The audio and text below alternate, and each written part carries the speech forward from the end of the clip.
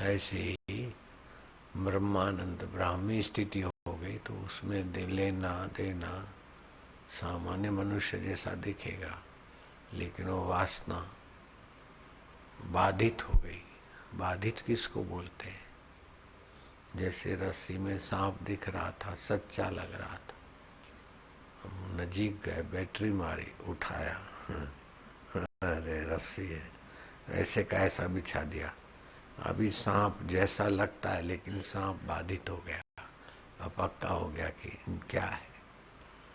ऐसे ही अधिष्ठान का ज्ञान होने से अध्यस्त पूरा बाधित हो जाता है। जैसे मरुभूमि में पानी दिखता है, नजीक जाके देखा कि अरे तो मरुभूमि है, फिर दूर गए तो पानी दिखेगा, लेकिन वो पानी बाधित हो गया। सीप चमक रही, चांदी दिख रहा है, नजीक से जाके देखा सीप है, अब फिर चांदी दिखती, लेकिन चांदी बाधित हो गई।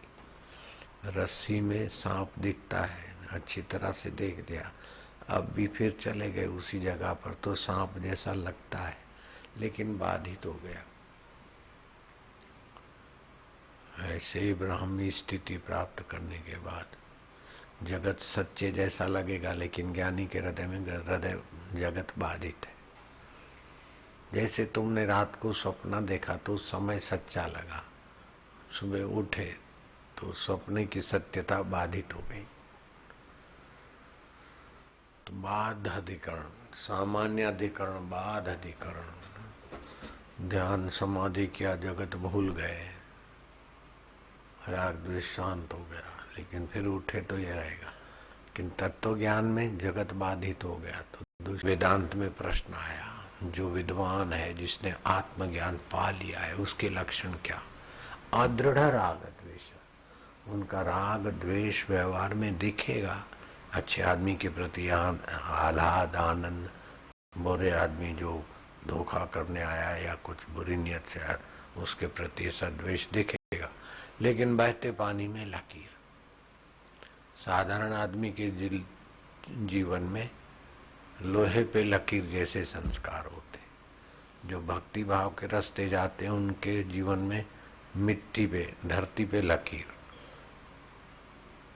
कोई आए जाए ट्रैफिक तो लकीर मिटेगी, लेकिन जो भक्त हैं, साधक हैं, गुरु मंत्र जपते हैं, श्वास रोक कर जपते हैं, फिर श्वास बाहर रोक के जपते हैं, उनका राग द्वेष अभिनिवेश ये सब बालू पे लकीर जो हो गया। तो जैसे बालू पे ट्रैफिक आवे चाहे नहीं आवे, हवाओं से ही वो लकीर भर जाएगी।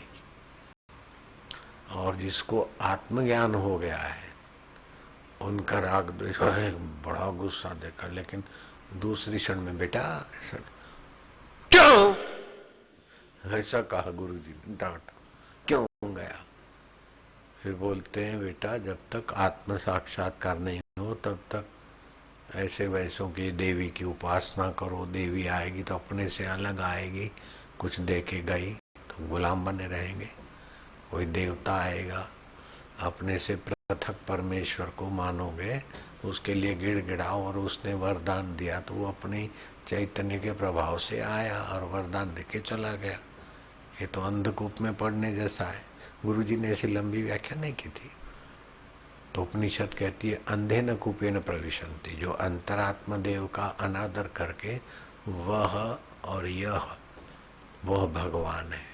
साधन बढ़ा तो बोले ये मेरे भगवान है, लेकिन वह और यह दिखेगा तो मैं भगवान मेरे चैतन्य से दिखेगा ना। ये मूर्ति में मेरे ठाकुर जी हैं, ठाकुर जी मूर्ति सुख दे से। गुरु महाराज के पग लेकर आए और पैसा रखा, गुरु महाराज खुश हो गए और पीठ ठोक दी, मूर्ति तुमको सुख देगी। अब मूर्ति को तो पता ही नहीं मैं मूर्ति हूँ,